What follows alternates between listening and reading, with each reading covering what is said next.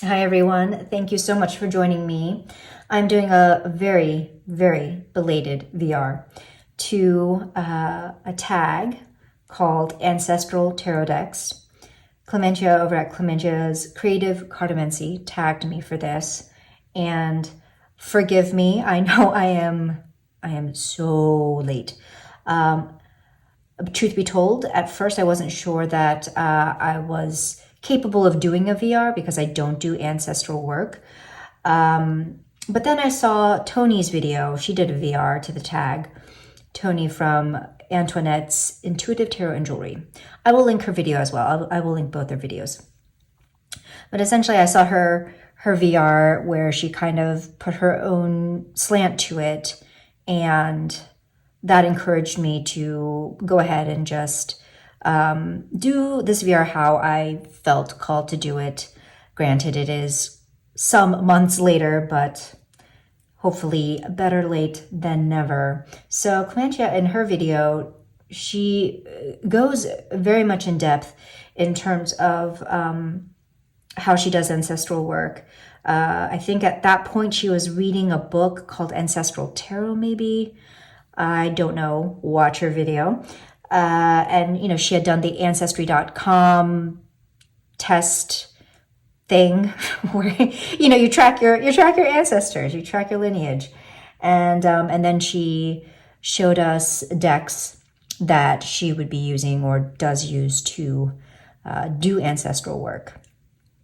So for my part, I don't do work to connect with ancestors. However, I do try to connect with my heritage, but those are different. And I think that maybe, certainly, it's not out of the question. It's not off the table that I would begin to do some ancestral work down the line. But as it is, I feel like I want to get more in touch with my heritage first and my culture. And then after that, perhaps try to connect more with ancestors. I feel like ancestral work is just on another level and it's way more personal. And I don't think I'm there yet. As it is, I am continuing to work on unpacking, some of the assimilation trauma that I experienced as I was growing up, which I didn't even know that assimilation trauma was even a term, until a couple of years ago. And it really is like the perfect term to I guess, describe what it's hard to describe verbally, the feelings that come with having to assimilate in the US as a first generation Korean American or a POC. So yeah, I, not to get into all of it, but, I am working to unpack that, to just really reconnect with my heritage. And, some of the ways I do that, well, first of all, and this was not something that I was anticipating that I would do necessarily, was that I decided to take formal Korean lessons. Because before I was kind of doing it on a more casual basis with someone in the Onnina group, and, schedules just didn't align, and and then she had to concentrate on other priorities, which completely understandable. So that kind of fell away, and I didn't think I was going to really take it back up again, but I felt compelled to do it. It was like a strong compulsion to do it, so I did. I have been. Another thing that I've been doing is, I tried to read books like this. I can't get this inside the entire frame, but this is called Return, Korea's Rituals of Death, Spirits, and Ancestors.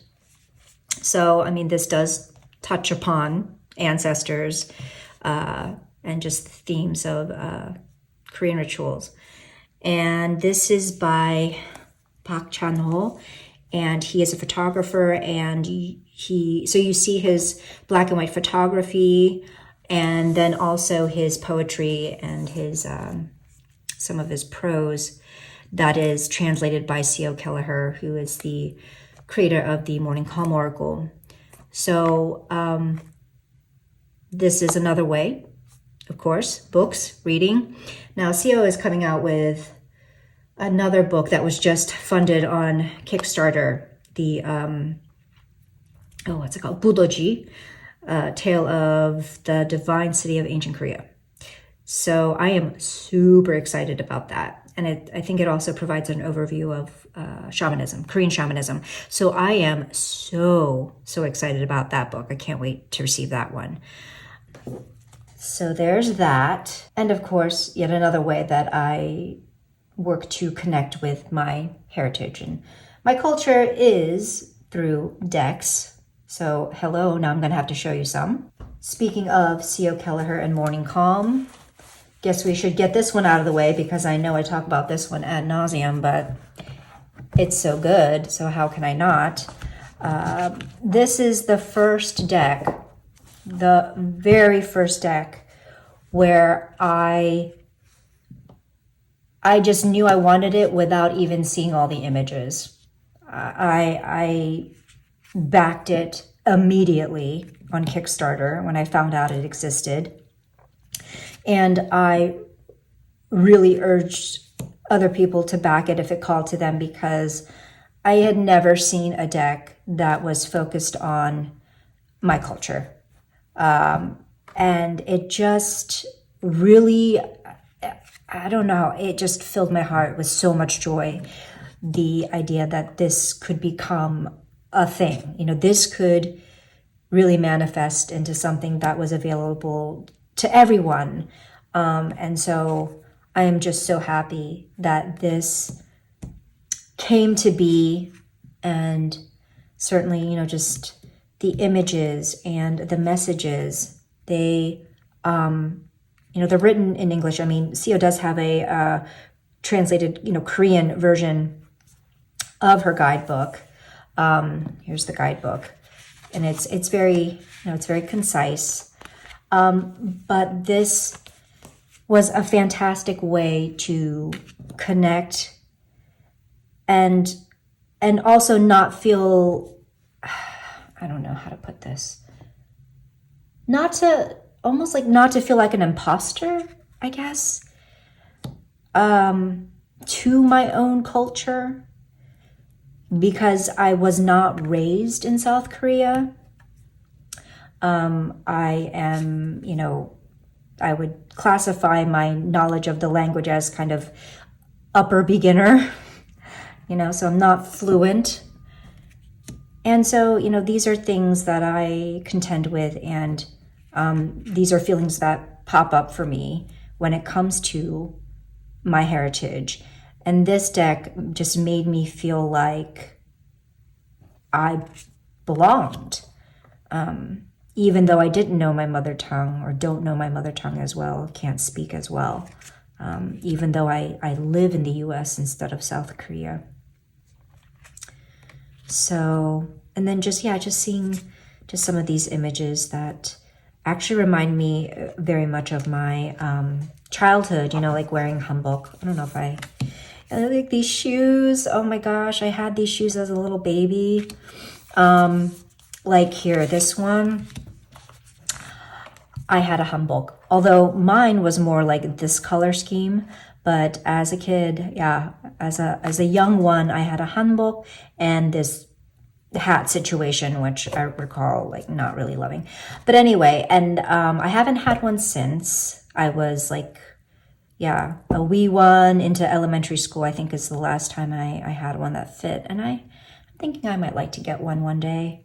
Hopefully they're more comfortable now than they used to be from my memory, because they were not comfortable back then. Anyway, that is the Morning Calm Oracle by C.O. Kelleher. This next one was a lovely gift And I will treasure it always for that. And this is a deck where this is called the Beautiful Korea Tarot. Before you ask, this is not available in the US. You can only get this in Korea. So it was procured in such an effortful manner. I mean, I knew the deck existed, but I just wasn't willing. I wasn't willing to go through all that, quite frankly. And I'm just so glad that this person thought of me. Because this is truly, truly a gift. And it's just such beautiful imagery. And, again, like, if I were to do ancestral work in the future, this would most certainly be a deck. I think all of the decks that I'm going to show you would qualify, certainly. But this, I mean, given just the manner of dress, and yeah, it feels very ancestral, doesn't it? So this is an RWS based deck. It's fabulous. I don't really have any complaints. Well, that's not true. I really don't like the writing on the back, but it's fine. It's fine. Every time I look at it, it just brings such a smile to my face. It's such beautiful artwork. So beautiful. So that is the Beautiful Korea Tarot. In the same vein, this next deck you can only get in Korea. It is unavailable anywhere else. And actually, this might also be unavailable in Korea. This might be out of print now, if I'm remembering correctly. But this is called the Mam Tarot. This is Tarot of the Heart. And this is a Marseille-style deck. Look at these backs. They're beautiful. I'm telling you, these Korean decks, man, their cardstock is amazing. It's amazing. Oh, love it so much. Anyway, a Marseille-style deck. And once again, beautiful art. And the type that lends very well to, say, future ancestral work. But indeed, I use this when I just want that South Korean flavor, And I want to maybe get my Marseille on. This is one of the very few kind of like, traditionally inspired. I don't know how to describe it. It's obviously not a traditional, like classic Marseille, but you can just tell by the illustrative kind of configuration of the pips that it is, making nods to that kind of classic Marseille feel. And so this is as good as it gets for me. I just think these pips, to me, are pips with feeling. Like, they're just beautiful. And even though there's not like a whole lot going on, the types of pips that kind of give those little illustrative nods and scenic nods, you don't have that so much in most of these pips. Like here you do. But even so, like the pips, they're just so beautiful. I love this deck so much. I really do need to use it more. I will say, like, this type of lettering, I mean, it's so stylized that, like, if it weren't for the guidebook that has, like, it uses just kind of more of this, like, plain print here, I would not be able to read that. I would not, like this, I would not know what... I know that this says mul, which is like water, but like I wouldn't, and gum, this I can make out. But like something like this, oh my goodness, forget it. Not there yet. Don't know that I'll ever be, and that's okay. But, oh, so beautiful. So beautiful. So this is the Mam Tarot of the Heart. I certainly couldn't leave this deck out, which is, of course, Bangtan Tarot, a collaboration between Heather, Sarah from Sunset Bow Tarot, who, by the way, made this lovely tarot cloth, and myself. This is a Bangtan-inspired tarot deck, and I mean, I just remember when I first got wind of this band called BTS. I'm like, who are these kids? Why are they everywhere? I used to do work in social media, and so when trying to and you know, where I work, it's science based. So when trying to use the hashtag DNA for my, you know, government issued posts, you would just get trillion results with just BTS. They completely hijacked the DNA hashtag, so we couldn't use it. We couldn't use it in our posts, in our tweets. And I'm just like, so annoying. I just was never really a K-pop fan, which, you know, a lot of people would say that definitely I would never be able to earn my Asian card without being a K-pop fan. Fair enough, you know, but then when I actually gave this band a chance, I'm just so glad I did. This is just like this deck makes me connect to my culture in the way that is just very proud. I just feel so proud that, you know, this band comes from my, you know, the same motherland, that they have just crossed so many boundaries and have gained such international recognition, really just, yeah, broken cultural boundaries, racial boundaries.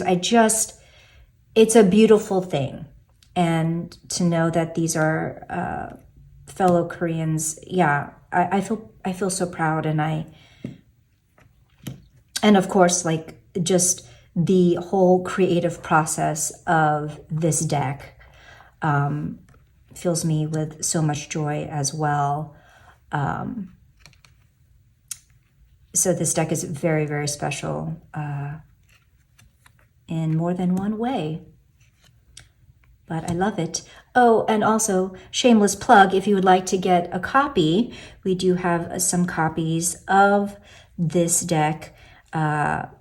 If you would like one, either hit me up or you can get in touch with Sarah at Sunset Bow Tarot, and she will be able to hook you up as well, because I will just then forward you to her. So contacting her will be more direct.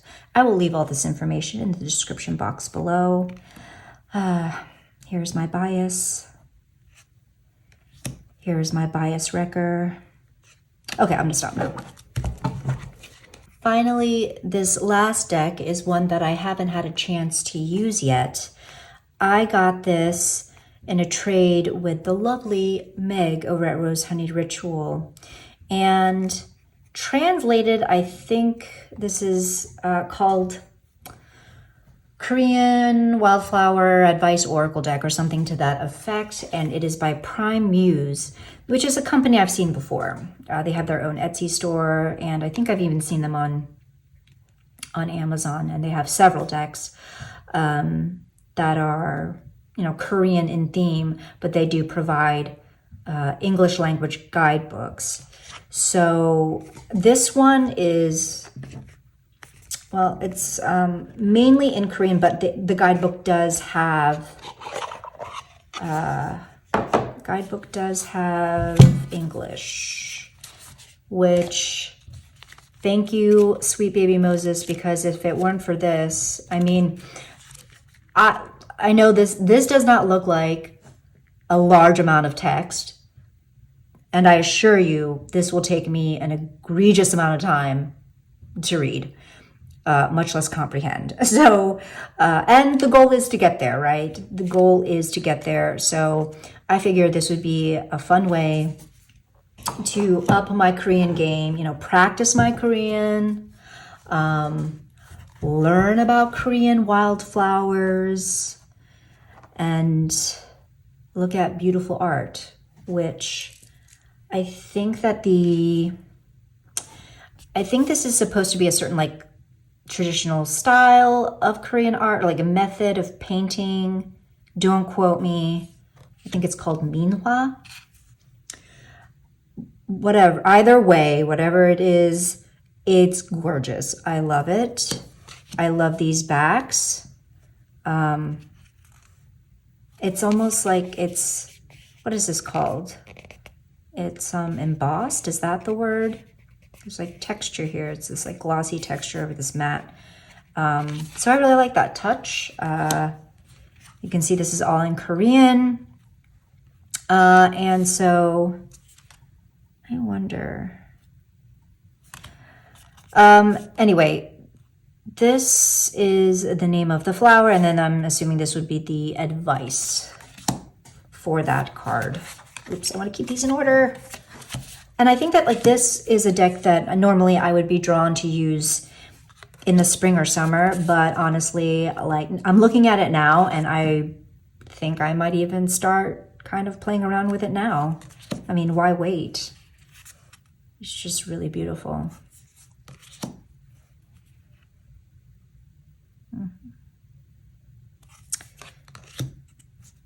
Yeah. All right, so that is the final deck, and that is the end of this VR. I hope you found this interesting, and if you stayed till the very end, I really appreciate it. Thank you again to Clementia's Creative Cartomancy for tagging me. Until the next time, much love and take care.